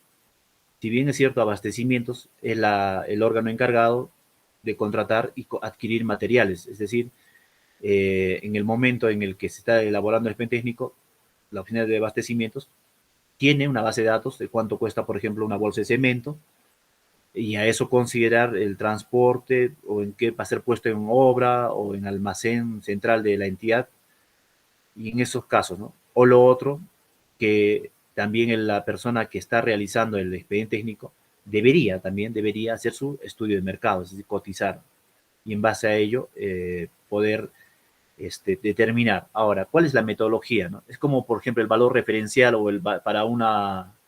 con la anterior normativa. ¿Se acuerdan? No sé si los que han visto la 1017 o la 083, 084, para poder determinar el valor referencial, te decía mínimo dos cotizaciones o dos fuentes, ¿no? Una de las fuentes era, por ejemplo, la cotización, sea una o 1000 cotizaciones, una fuente. La otra fuente era el tema de, por ejemplo, precios históricos. Y lo otro, quizá otras convocatorias que en el se hace, ¿no? Pero no había una metodología de cómo determinar, hacer un promedio, es decir, sumar las tres fuentes y dividir entre tres, que es el promedio natural, o lo otro, considerar el mayor o el menor. En realidad no hay una metodología. Pero ¿cuál sería, en todo caso, el criterio a considerar? Va a depender bastante de la expertise del proyectista, en realidad, y va a depender de cómo se mueve el mercado de construcción en cada región. Por ejemplo, acá, si no me equivoco, en la región Puno solo hay un proveedor, que es un fabricante de cemento, ¿no? En este caso, que es Yura, que también es Rumi, ¿verdad? No sé si entra otra empresa, pero en caso, por ejemplo, en Lima, acá hay variedad, tenemos variedad de empresas, ¿no? Entonces, el precio puede variar. Entonces, eso podría considerarse en ese sentido, ¿no? Entonces, por ejemplo, si yo considero, estando en Lima, veo que el mercado tengo variedad de capacidad o variedad de proveedores que me puedan vender el cemento de diferente marca, obviamente que el valor disminuye, oferta-demanda, ¿no? Entonces yo podría considerar ahí el menor monto o un promedio. Pero si veo, por ejemplo, en la región Puno, entiendo yo que Rumi ya no produce, solo produce Yura, ¿no? En este caso Yura solo embolsa con Rumi y Yura, que es lo mismo, que en este caso está en Arequipa. Entonces el valor siempre va a ser constante, ¿no? Entonces considero lo que sería el valor del mercado o un promedio, ¿no? En este caso podría ser el mayor monto, ¿no? Pero de todas maneras, esto está sujeto a una fórmula polinómica de reajuste de precios. Si tratamos estrictamente nuestra obra por contrata, vamos a hacer una fórmula polinómica para reajustar los precios a través del INEI, ¿no? ¿Alguna consulta más para continuar? Siguiente, entonces, vamos con fórmulas polinómicas. La representación matemática de la estructura de costos de presupuestos. Bueno, en realidad, las fórmulas polinómicas está basado en unos monomios. No debe superar los 8 monomios y la sumatoria de los coeficientes no debe ser más de 1, ¿cierto? Y bueno, los lineamientos están basados en el Decreto Supremo 011 del año 79. A esto vamos a adelantarnos para poder... hay una pregunta que entra en debate. Desde ahora analícenlo. El caso de una obra, que vamos a citarlo más adelante. ¿Qué pasaría si la suma de los monomios, en los coeficientes de los monomios, no llega a 1, o es más de 1 o menos de 1? ¿Cuál sería el procedimiento para realizar ese reajuste? Tomando en cuenta que la obra ya se culminó y está en la etapa de liquidación. Eso lo dejamos para el final, pueden analizarlo y vamos a hacer un debate en ese punto. Siguiente, cronograma de ejecución de obra. Bueno, considera la cantidad, turnos, horas de trabajo, así como un cronograma de adquisición y utilización de equipos, así como la adquisición de materiales, situación que debe ser bastante delicado y con bastante cuidado llevar en el caso de obras por contrata. Tomando en cuenta que todas las obras por contrata siempre van a requerir adelanto directo y adelanto de materiales. Ahora se ha establecido que a través para adelanto de materiales, pues a través de fideicomiso. Eso lo vamos a ver más adelante, pero se va a dar un ejemplo que espero que lo analicen. Desde ahora van viendo para la siguiente etapa. Ejemplo, un contratista solicita un adelanto de materiales para ciertos materiales. Vamos a, por ejemplo, cemento u otras cosas, ciertos materiales. La entidad le otorga el adelanto a través de fideicomiso, pero posteriormente a ello se aprueba un adicional con deductivo de obra, deductivo vinculante. Ese deductivo vinculante se aprueba, pero ¿qué ocurre? Que las partidas con las cuales se iban a ejecutarse y que son materia del adelanto de materiales en un primer momento, ya dejan de ejecutarse, se vuelve un deductivo vinculante y se aprueba un adicional con otras partidas. ¿Qué debería pasar ahí? ¿Se puede hacer el reajuste? ¿Se puede hacer el reajuste? O sea, la amortización, es decir, se puede amortizar de materiales que no se van a utilizarse y que requieren otro material. Así que también eso lo vamos a ver más adelante. Siguiente, por favor. Aprobación del expediente técnico. Debe ser visado por todos los profesionales, por los profesionales encargados de su revisión, aprobado por el funcionario competente según sus normas de organización interna. Y bueno, considerar lo que es en este caso SIDA, ¿no? Ahora, ante ello, surge una interrogante interesante. En el RUNCOP y la 012, 013, la 083, o sea, hasta lo que era la ley de contrataciones y adquisiciones del Estado, y hasta el 1017, ¿qué responsabilidad tenía el proyectista? Y en la actualidad, con la nueva ley, ¿qué responsabilidad tiene el proyectista? Podemos hablar de una responsabilidad civil, administrativa o penal.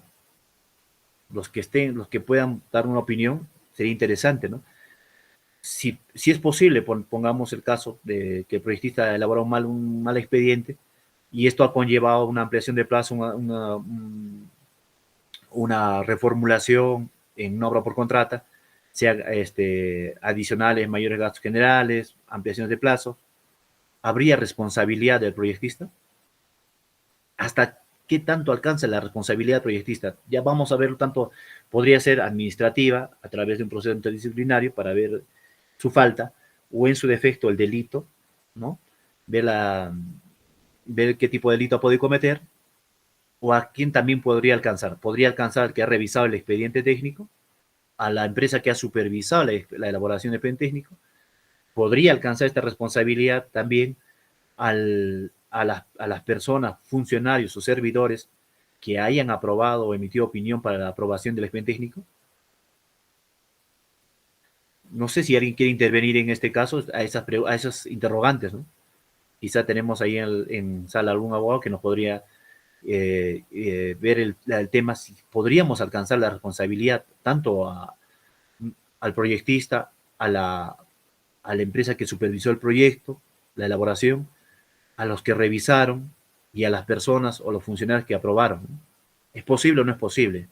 En la ley de control del Estado así lo establece o no lo establece, o tendríamos que irnos estrictamente al Código Civil o al Código Penal, ¿no? Para ver la comisión del delito. ¿Alguien quiere intervenir en este punto para pasar al siguiente?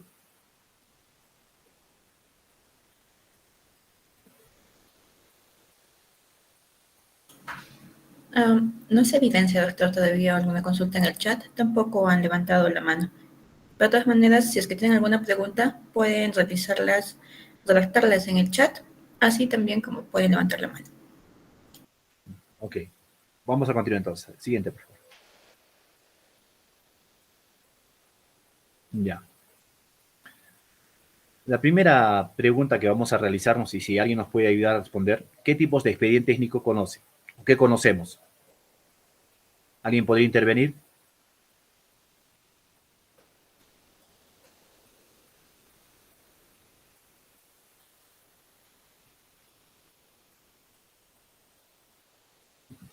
Bueno, en realidad hay dos tipos de expediente técnico. El expediente técnico, vamos a llamarle original, o el expediente técnico de obra, que establece que lo que hemos comentado hace rato, con todos sus componentes, que lo conforman y el expediente técnico de adicional de obra, que también es similar, ¿cierto?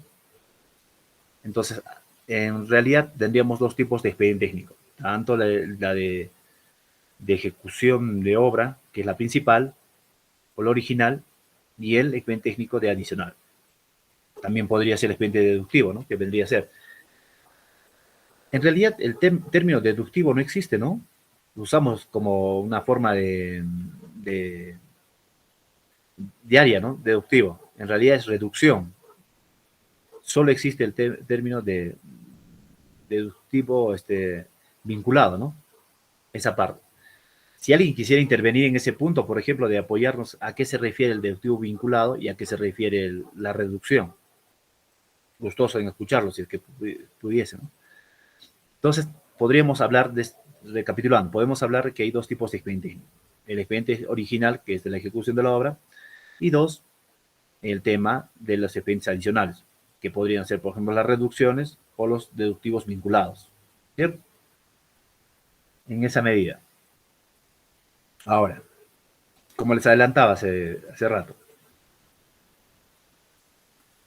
y es una pregunta, ¿el coeficiente de incidencia de cada monomio puede ser inferior a 5 centésimos? ¿Alguien podría quizá decirnos si es posible o no es posible? ¿O alguien ha visto un caso similar en su etapa profesional o en algún sitio? Fernando dice que no. Fernando, ¿podrías ampliar por qué no es posible? Bueno, en cumplimiento, ¿no?, del Decreto Supremo 011, ¿no? Los monomios deben superar el porcentaje del 5%, sean individuales o agrupados también con otros insumos, ¿no? Exacto, tiene razón. Tiene razón lo que dice Fernando, de verdad. Por esa razón no se puede, no debe ser menor a 0.05, ¿no? Centésimos. Estamos de acuerdo. Ahora, en este punto, este caso, me gustaría que por favor pudiesen intervenir todos los que tengan ideas, cómo se podría solucionar. Y los que han visto un caso similar, planteenlo también, cómo han solucionado en cada entidad, y hacemos un debate. A ver, voy a lecturar la pregunta o el caso. Se viene ejecutando la obra de rehabilitación de acceso en la avenida Camino al Cielo, a merced del contrato de obra 666. El contratista Lucifer, habiendo culminado la obra, previa a la liquidación, se da cuenta que la sumatoria de los coeficientes de incidencia de los monomios no es 1. ¿Qué se debería hacer ante ello? O lo elabora tal como está con su expediente aprobado y con lo que ejecutó la obra, con el que ganó la licitación y ejecuta la liquidación, la entidad debería aprobar así, o no lo aprueba la entidad, o en su defecto se va a un arbitraje o van a conciliación. ¿Qué se debería hacer ahí? Me gustaría que den opiniones, porque este caso es un caso que siempre se da en cada entidad pública, ¿no? A ver, los que tengan idea, sin miedo a equivocarse, ¿qué harían, por ejemplo, si uno está en el caso de ser residente de obra o gerente de infraestructura o en el caso del asesor legal para emitir opinión legal sobre la liquidación, se da cuenta de esta situación? ¿Qué debería recomendar el asesor legal? A ver, opiniones, los escucho.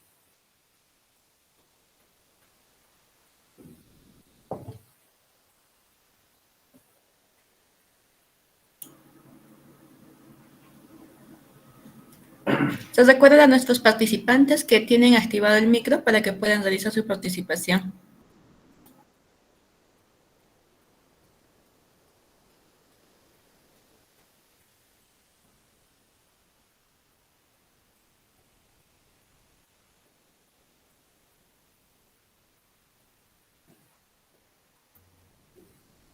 Sí, voy a intervenir, por favor. Adelante, Bueno, Fernando. la recomendación que yo daría en caso de esto, ¿no?, que sería que en la liquidación se Bueno, previamente la entidad tendría que rectificar lo que es la fórmula polinómica, ¿no? Y seguidamente en lo que es la liquidación tendría que hacerse el recálculo de todas las valorizaciones con la fórmula polinómica ya, ¿cómo se llama? Reajustada, ¿no? Con que la sumatoria de los coeficientes me dé la unidad, ¿no? Y creo que sería la forma de cómo resolver este caso, ¿no? En la liquidación, ¿no? Ujú. Sí, interesante la opinión de Fernando. La entidad sería la que tendría que hacer la adecuación, vamos a llamarlo, o recálculo. ¿Y qué pasa si el contratista dice no estoy de acuerdo? Porque yo tengo un contrato de por medio. ¿Qué ocurriría ahí? O otra idea, a ver, los que estén ahí pueden opinar. Porque tenemos que tomar en cuenta que el contratista tiene un contrato de por medio. Es decir, un contrato es un acuerdo de ley entre las partes. Y nadie se percató, ni él, ni el contratista, ni la entidad, ni las personas que aprobaron. Entonces, el contratista dice, a ver, bueno, ya muy bien, la solución está interesante, pero tu entidad lo haces, lo elaboras, lo subsanas o lo corriges, lo reajustas, llegas a uno, pero al momento de hacer los cálculos sale, vamos a un poco poner el problema más largo, sale saldo en contra del contratista, porque hay que hacer los reajustes, obviamente, ¿no? O sea, vamos a recalcular todas las valorizaciones nuevamente, todos los reajustes, los reintegros, todo lo que venga nuevamente, ¿cierto? ¿Qué ocurriría ahí? Posiblemente el contratista lo envía a arbitraje, ¿no? No esté de acuerdo. Y ahora, ¿qué tendríamos que hacer? Tomando en cuenta, esto va bien. Hemos aprobado un expediente técnico mediante un acto resolutivo, con la cual se establece el monto y es parte de la motivación de esta resolución, el expediente técnico aprobado, con ese error de la suma de la incidencia de los monomios. ¿Qué debería hacerse? Lo escucho, Fernando, si tiene alguna idea por ahí.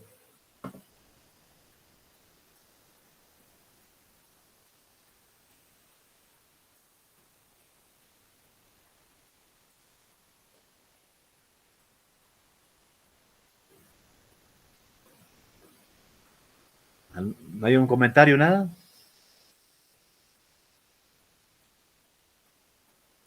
Me temo que no, doctor. Bueno, la idea de Fernando es interesante en realidad, ¿no? Porque en realidad la entidad es la que debería subsanar dicho error, ¿no? Pero ¿cuál sería el procedimiento? Claro, el procedimiento técnico es subsanarlo. Uno carga nuevamente el presupuesto tal como está y debe ver en qué parte de la agrupación ha sido el error, ¿no? O cuál ha conllevado ese error. Pero ¿debería haber una comunicación al contratista de tal situación? ¿Debería aprobarse con otra resolución el expediente técnico? ¿O solo hacer una adecuación y no aprobar el nuevo expediente con esa reformulación, con esa adecuación? Surte varias preguntas, ¿no? Porque en realidad no sé si los que han podido apreciar este caso en alguna parte en su vida laboral o donde hicieron prácticas o donde ejecuten algún tipo de servicio u obra, eh, han podido toparse con este tipo de situación. ¿Qué debería hacerse, no? ¿O es que la Bueno, pregunta es muy complicada? sí, A ver, Fernando, lo escucho. bueno, yo sí he tenido un caso con la sumatoria de los coeficientes, ¿no? Pero se advirtió en la primera valorización, ¿no? Entonces, supervisión informó a la entidad y se hizo la corrección del caso, ¿no? Y también con una resolución se aprobó el nuevo, ¿no? ¿Cómo se llama? Formato, la nueva conformación, ¿no? De la fórmula polinómica, ¿no? Y de ahí para adelante ya se siguió, ¿no? El contratista no se opuso a nada, aceptó la modificación. Sí, aceptó el contratista, sí. Ujú. Claro. Bueno, es un escenario interesante porque en un primer momento fue una valorización, o sea, inicios de la obra. No había mucha dificultad. En el caso de la liquidación podría darse una dificultad. Si bien es cierto, se debería consensuar con el contratista para que él también emita su conformidad en este caso, porque en realidad al momento de liquidar, al momento de hacer los reajustes y los recálculos, este, la entidad podría afectar la parte económica, ¿no? Porque en realidad el contratista ejecuta una obra, ¿por qué razón? Porque requiere una retribución y una ganancia. Entonces, se debe pactar tal situación, aprobar nuevamente el expediente técnico, comunicar y rehacer todos los reajustes que considere por conveniente.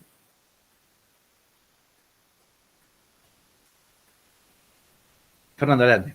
Sí, en este caso puntual, ¿no? El contratista bien se podría verse afectado o bien podría verse beneficiado, dependiendo, ¿no?, de la afectación que cause la variación de los coeficientes, ¿no? Entonces, bueno, no hay ninguna normativa al respecto, ¿no?, que me diga que la entidad, o sea, de repente de oficio pueda modificar la fórmula polinómica, ¿no? Pero yo pienso que debería, o sea, sería lo más justo, ¿no? Lo más justo, pero como usted dice, ¿no? Hay muchos contratistas que de repente recalculan y se ven afectados. Ellos van a tratar de irse a un arbitraje, ¿no? Por esta situación, ¿no?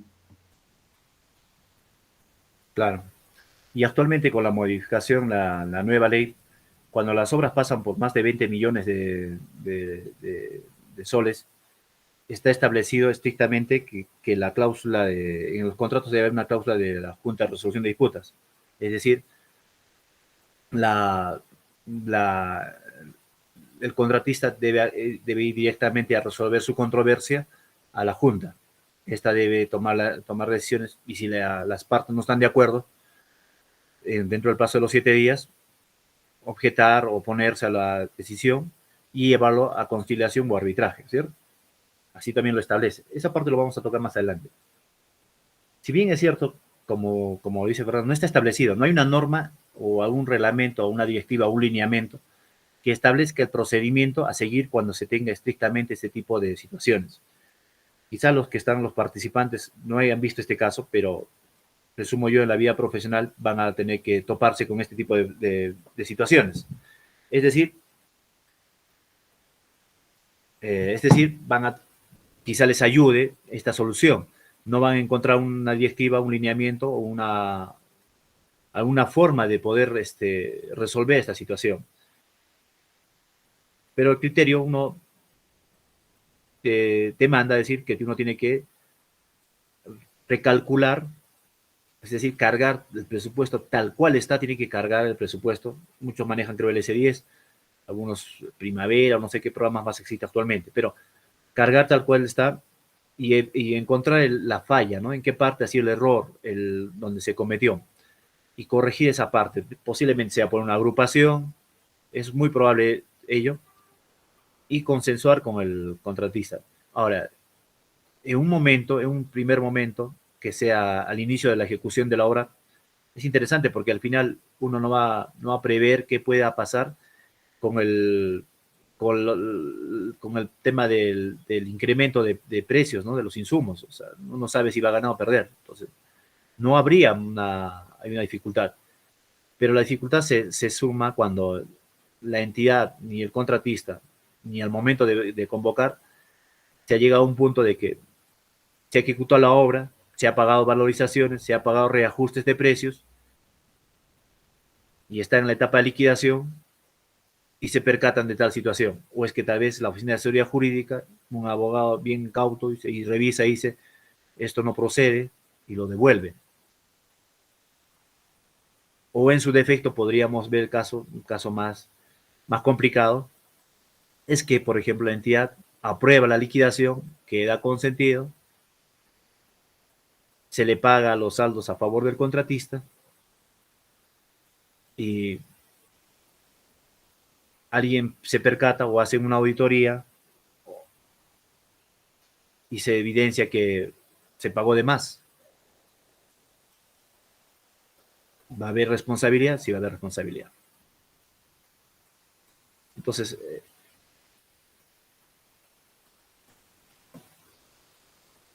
buen punto, es verdad.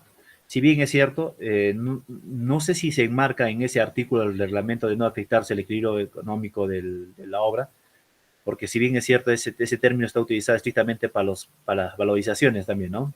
Y para cuando no se paga. Tiene razón Fernando ahí, podría darse ese caso. El tema, efectivamente, es ver estos casos. Quizás el punto que estamos tocando quizás es muy complejo, vamos a llamarlo así. Vamos a tratar de bajar los casos un poco más acordes para el curso.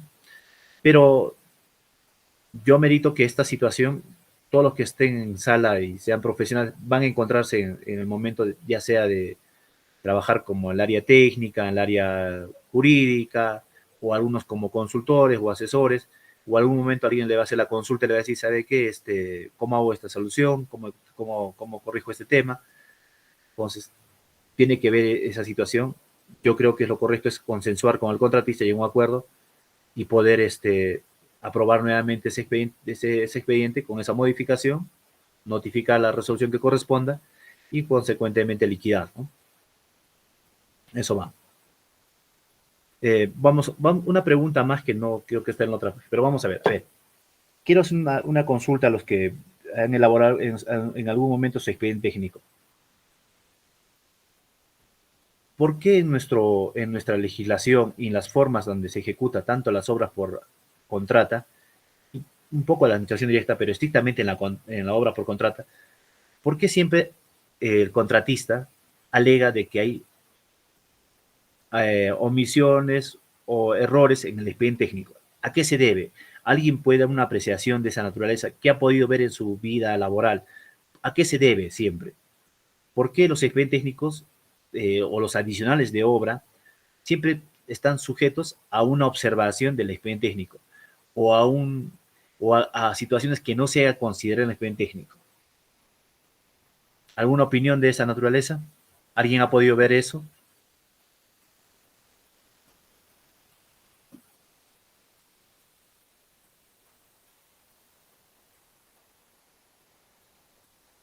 ¿O es que en realidad ustedes en la vida laboral han visto que todos los expedientes son perfectos? Se aprobaron y se ejecutaron tal cual. ¿O han podido apreciar que siempre hubo modificaciones, reformulaciones, o en su defecto ha habido adicionales porque se olvidaron algunos insumos, o algún presupuesto, o algún metrado? ¿Qué han podido ver? ¿Y qué más o menos uno piensa a qué se debe tal situación? ¿Por qué se tiene que llegar a ese punto? Si bien es cierto, si no me equivoco, la Contraloría creo que ha botado un dato estadístico, ¿no? De los errores que se tienen en el expediente técnico, ¿no? Y cuál es el margen de ello, ¿no? Y a qué se lleva siempre la no culminación de una obra, ¿no? Claro, Fernando, hay un expediente técnico perfecto, exacto, pero ¿a qué se debe? ¿Cuál es una de las causales? Ya sea porque el expediente técnico es pésimo, porque el contratista o el proyectista no lo hizo, o mandó a hacer a otra persona. Un día, conversando con un amigo que trabaja en la Contraloría, él manifiesta y dice, ¿no? El proyectista, el que elabora el expediente técnico, por lo general siempre es un ingeniero junior, que está empezando a trabajar y no tiene la experiencia de años en campo. Por consiguiente, no ve lo que es campo y lo plasma en teoría, solo ve la teoría. ¿Qué tan cierto es eso, por ejemplo, ¿no? Si alguien puede dar una opinión de esa naturaleza. O quizá, Fernando, tú has podido apreciar tal situación. Sí, es muy común ver expedientes técnicos con errores, omisiones, ¿no? E incompatibilidades. Y justamente lo que usted dice es muy cierto, ¿no? Generalmente los consultores contratan ¿no? Muchas veces profesionales jóvenes que de repente no tienen la experiencia necesaria o trayectoria en ejecución de obra, ¿no? Y ahí vienen todos los problemas que suceden, ¿no? Hay, hay cantidad de obras que están ahorita paralizadas, ¿cómo se llama? Con procesos de arbitraje, todo, y generalmente la mayoría se debe a un mal expediente técnico, ¿no? Entonces, la Contraloría generalmente está actuando en lo que es ejecución de obra, ¿no? En ejecución de obra va, fiscaliza, hace sus controles, Control concurrente. control concurrente, todo, Mm. pero el punto crítico en lo que es ejecución de obra pública, para mí, son los malos expedientes técnicos. Hay obras en las que a veces se llega a los 15 adicionales de obra, y todo por errores del expediente técnico. Entonces, eso acarrea, aparte del adicional de obra, acarrea ampliaciones de plazo. Y esas ampliaciones de plazo es un perjuicio para el Estado porque el contratista va a cobrar por los días de demora o de ejecución de esos adicionales, ¿no? Entonces, yo pienso que, mi opinión es que se debe incidir en lo que es elaboración de expedientes técnicos. La Contraloría ahí debería entrar y fiscalizar, revisar al que elabora el expediente técnico y también a quien lo aprueba, ¿no? Porque el que lo elabora puede cometer errores, que todos estamos sujetos a errores, pero también hay funcionarios que los aprueban, ¿no? Entonces también debe haber ahí otro filtro, ¿no? Pero sin embargo, todo eso pasa, todos los errores pasan y llegan hasta el momento de la ejecución de la obra, que es donde sale a flote, ¿no? Porque el contratista tiene la obligación de advertir los errores, porque yo como ingeniero no puedo hacer algo que no esté debidamente sustentado, no técnicamente bien sustentado, ¿no? Entonces yo tengo que advertir, esto está mal, y ahí vienen ya los adicionales, ¿no? Claro, exacto. Lady Mirela nos dice, es usual que se copie y pegue partes de expedientes técnicos similares y no se toma en cuenta las condiciones reales y particulares de cada obra. Es verdad también eso, ¿no? Pero lo que dice Fernando, es decir, la Contraloría debe hacer un control concurrente en la etapa de elaboración del expediente técnico. Interesante esa posibilidad, ¿no? Porque en realidad la Contraloría, ¿cuándo hace control concurrente? En la etapa de ejecución de la obra, ¿no? O cuando se entera de alguna anomalía o algo inusual, o es que o alguien denuncia, ¿no? Haga la denuncia anónima, o ya sea por un presidente de barrio, o alguien de la sociedad civil que interponga una queja, una denuncia, diga, señores, esto está ejecutándose mal, una malversación de fondos, y la Contraloría sí interviene, ¿no? Sí, tipo fiscalía más o menos. Pero ciertamente los expedientes técnicos tienen esta deficiencia y es lo de siempre, ¿no? Gran parte de los arbitrajes, los que vemos arbitraje, vemos tal situación. Las controversias, por lo general, siempre es por un tema de adicional y mayores gastos generales y ampliación de plazo. Es decir, quizá el proyectista se demoró, si bien es cierto, ahora tiene un plazo perentorio para poder pronunciarse a cualquier consulta, pero a veces se demora o la entidad demora en notificar, también está sujeto a una ampliación de plazo. Pero ante este caso, ¿qué podría ser? Adelante, Jorge. A ver. Jorge, por favor, puedes intervenir. Sí, buenas noches, doctor, ¿no? Justamente, como ya comentó el compañero, justamente los expedientes suelen ser deficientes, ¿no? Ante omisiones que justamente se ve ya en la parte de la ejecución. Ahora, estos adicionales que genera, ¿tienen que ser pagados en su totalidad por la entidad? ¿O hay excepciones que no corresponderían, ¿no? Que realice el pago? Hablemos, digamos, un ejemplo.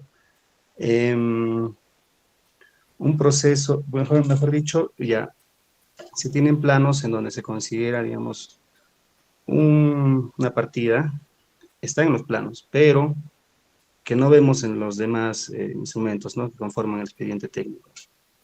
En todo caso, sí correspondería pagarse o es una omisión parcial, total. Ante ello, ¿existe alguna opinión de pronto al respecto? Porque pagar ante esa situación la totalidad creo que no sería factible, ¿no? Ahora, por otro lado, también hablando de la responsabilidad que genera, ¿no?, los malos, digamos, ¿no?, o ante esas omisiones de los proyectistas, tenemos una resolución de Contraloría, la 147-2016-6G, mediante el cual se aprueba una directiva, la directiva número 11-2016, denominada Servicio de Control Previo de las Prestaciones Adicionales de Obra,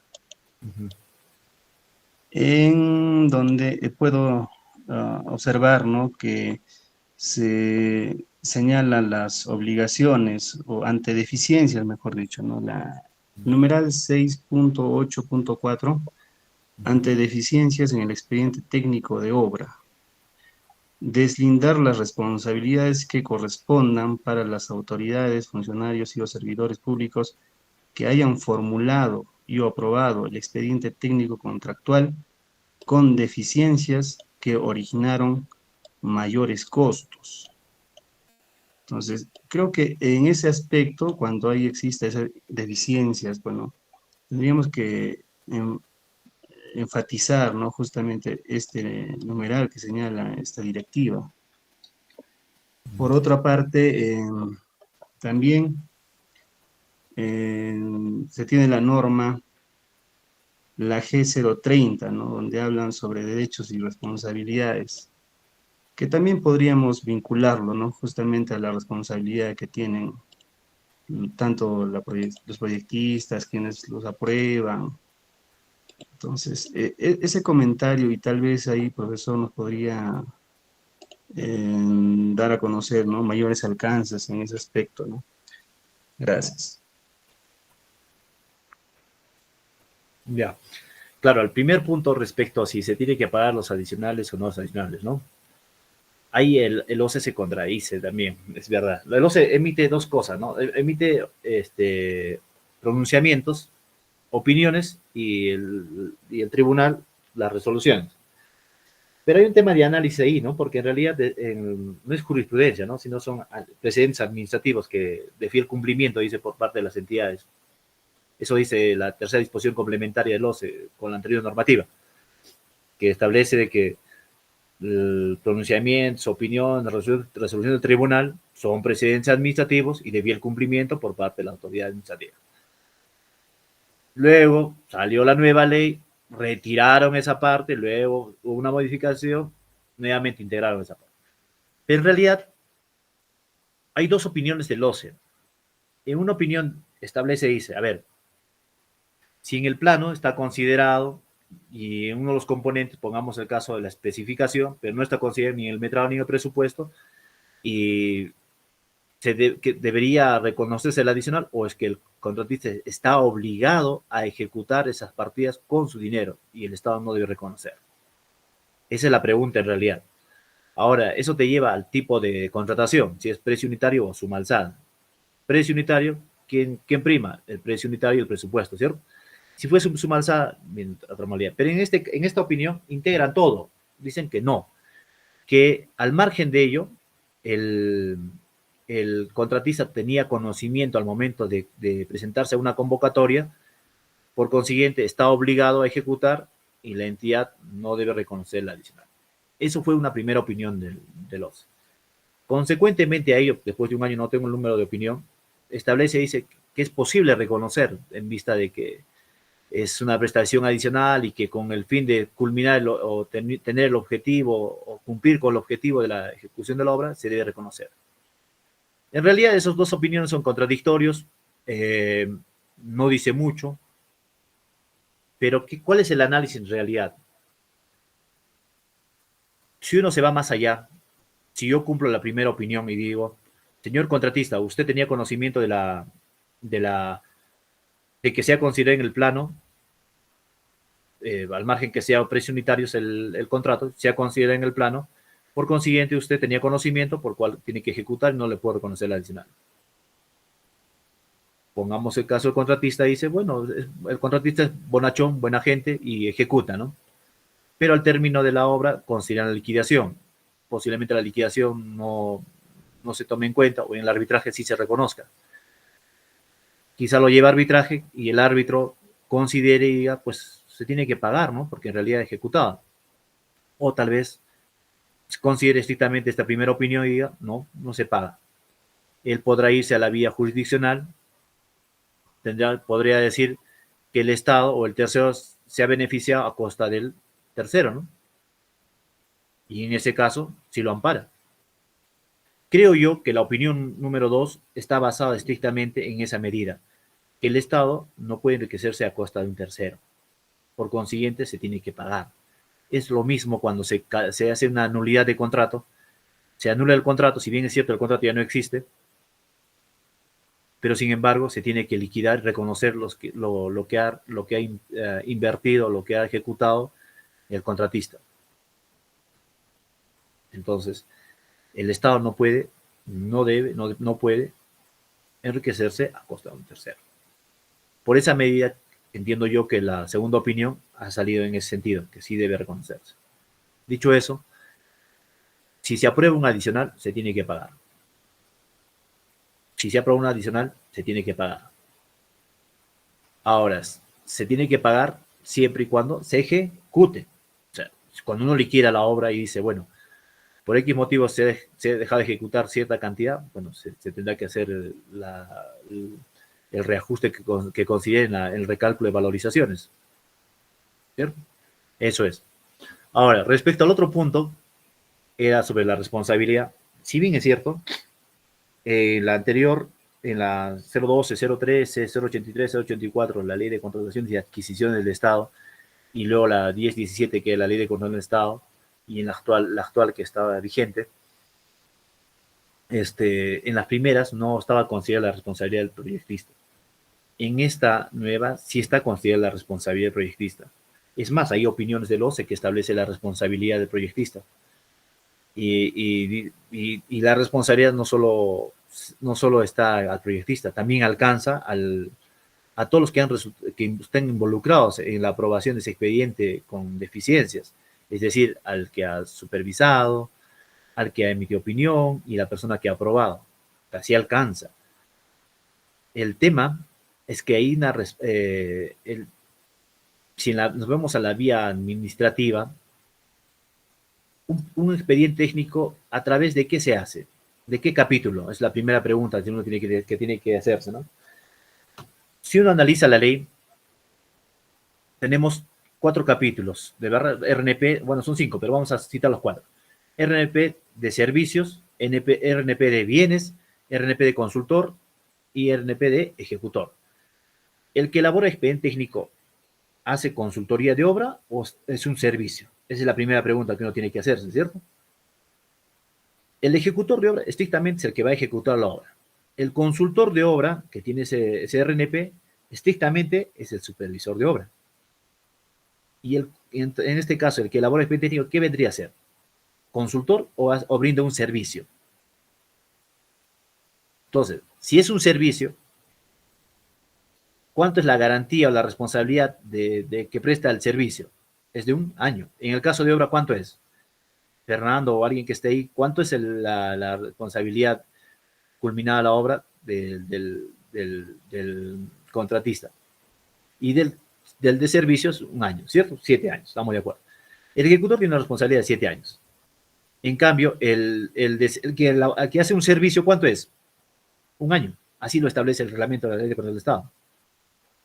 En este caso, el proyectista brinda un servicio. Se convoca por ese capítulo. Entonces, ahí, por ejemplo, hay un tema de deficiencia, ¿no? Claro, eso es en la vía administrativa, pero más allá tendríamos que ver en la vía jurisdiccional, penal, qué más podría darse, ¿no? o tal vez un proceso civil contractual, donde podríamos solicitar que el Estado pues, no puede salir perjudicado económicamente, ¿no? O que ha causado un perjuicio.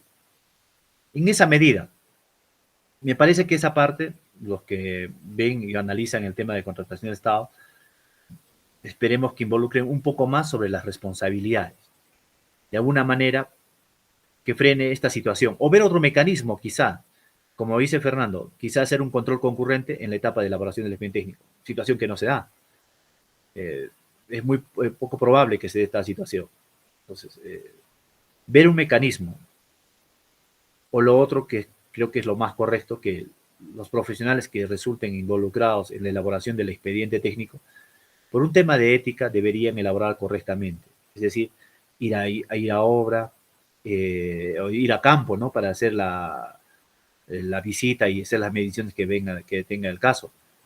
Yo me acuerdo de un caso hace años, se realizó un puente y al momento se aprobó el expediente técnico y al momento de ejecutar, la luz del puente, creo que en el proyecto era de 25 y llegó a ser algo de 35 en la realidad.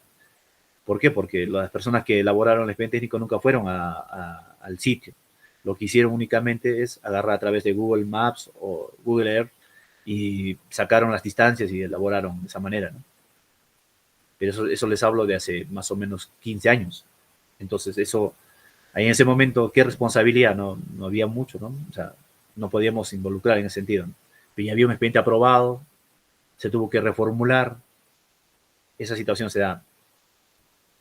Entonces, o alguna consulta más a ello para poder culminar, creo que es la sesión de hoy, culminamos con ese tema, o alguna consulta más, o alguna opinión, o algún caso que quieran comentarnos para poder saber y poder ampliarlo quizá.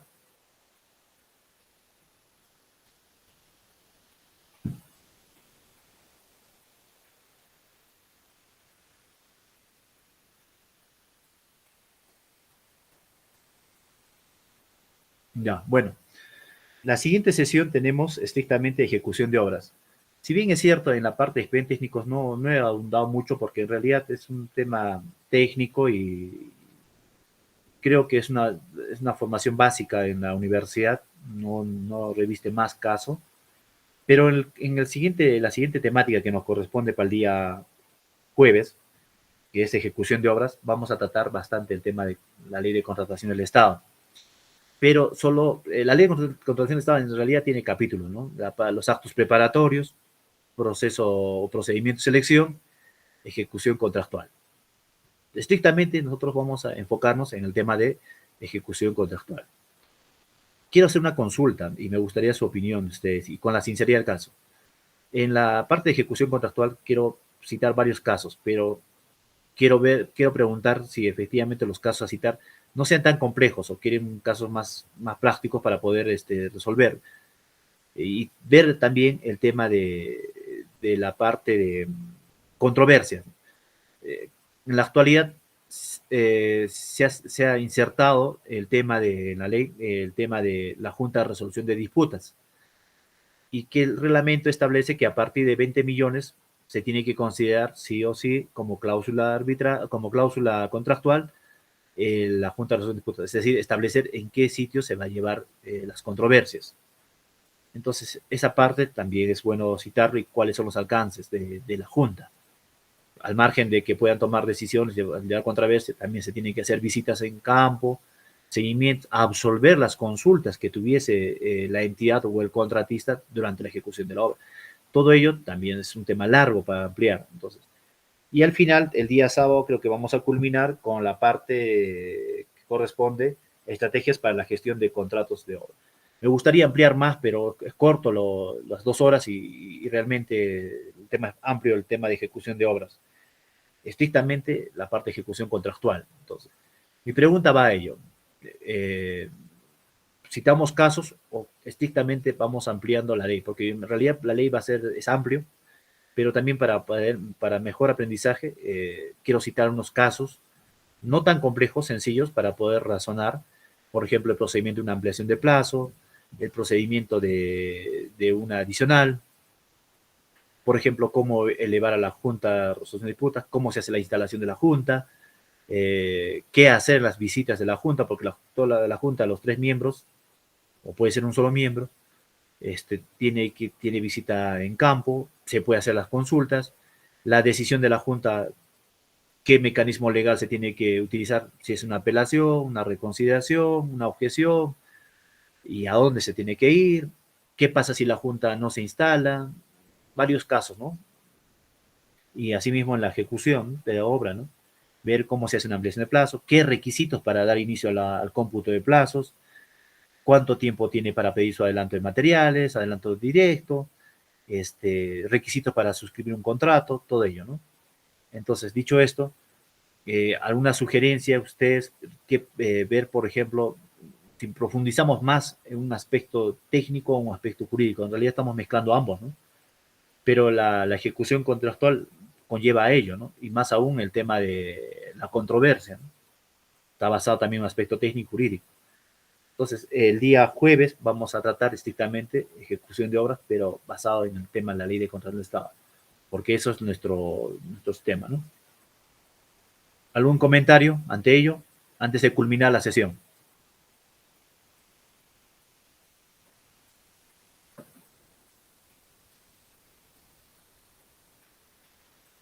¿Nadie quiere comentar? ¿Todos de acuerdo? ¿Estamos de acuerdo con la mecánica o quieren estrictamente ver el tema de gobierno? Claro, exacto. Sí. Exactamente van de la mano. Adelante, Janet, la escucho a usted. Doctor, buenas noches. Doctor, en la parte de los temas que nos ha comentado, nos gustaría tocar casos, ejemplos, con los temas que usted ha mencionado. Ya, está bien, sí. Sería bueno citar casos para un poco analizar, ¿no? Y de alguna manera la casuística nos ayuda a tomar decisiones en el momento que uno ejerce alguna función o tiene algún contrato o algún vínculo con alguna entidad, ¿no? Sí, Estamos de acuerdo, yo también opto por ello. Pero necesito la participación. Por favor, participen porque en realidad necesito escuchar sus opiniones, sin miedo a equivocarse, porque al final todos los que hemos iniciado en este mundo nos hemos equivocado en varias cosas, ¿no? Entonces tenemos que emitir opiniones y preguntar. Al final vamos a tener que salir de dudas. Creo que la mayoría, por lo menos, ya es profesional o está a punto de ser profesional y para poder ver en sus prácticas o en el ejercicio profesional situaciones como ello, ¿no? Y ahora si se dan cuenta, el presupuesto asignado para la inversión se ha incrementado en las entidades públicas. Entonces, las entidades públicas, consecuentemente, no tienen la capacidad instalada para ejecutarlo por atención directa como antes se hacía. Es decir, obviamente hacen por contrata. Y al hacer por contrata se requiere que el profesional que esté involucrado en tal caso o en la ejecución de dicha obra tiene que tener la experticia, el conocimiento, y estos cursos ayudan para ello. Entonces, vamos a citar parte teórica y casos. Si alguien tiene algún caso, plantéelo durante la sesión y lo analizamos y lo ampliamos. ¿Algún último comentario para poder culminar?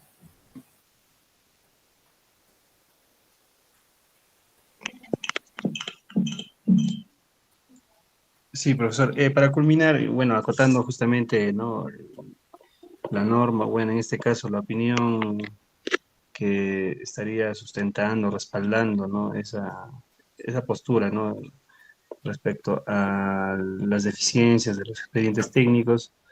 Realizando la búsqueda, se sustentaría en la opinión 080-2015-DTN, Sí. para poder tener también, ¿no?, al alcance de los demás compañeros y puedan también leerlo.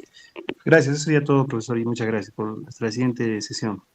En todo caso, en la siguiente sesión les voy a adjuntar una lista o un link donde podríamos adjuntar todas las opiniones que hemos estado citando y poder evaluarlo, ¿no? Si alguien tiene alguna opinión contradictoria, cítelo también, pero que sea dentro de la ejecución contractual, no actos preparatorios, tampoco este procedimiento de selección, sino ejecución contractual, ¿no?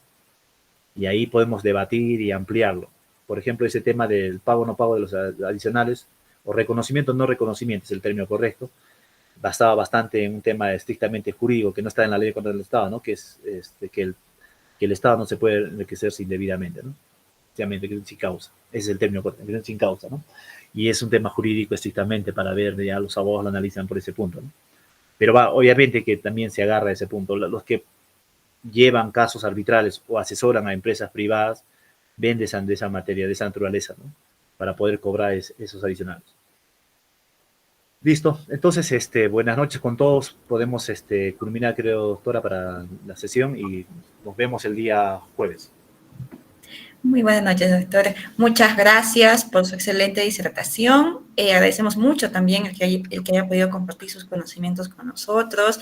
Así también agradecemos a nuestros participantes por su participación, por sus preguntas también. Y nos vemos el día jueves a partir de las 6 de la noche, en el mismo horario que hemos estado hoy día. Y así también recordar a nuestros participantes, ¿no? Respecto al tema del certificado, poder acreditar el pago cuanto antes para que no haya problemas a la hora de emitirlos y más que todo las demoras. Muchas gracias, doctor. Simplemente nos vemos el jueves y también el sábado. Y nada, doctor, espero que tenga una muy buena noche. Buenas noches con todos. Muchas gracias por su espacio. Buenas noches. Doctor. Buenas noches con todos.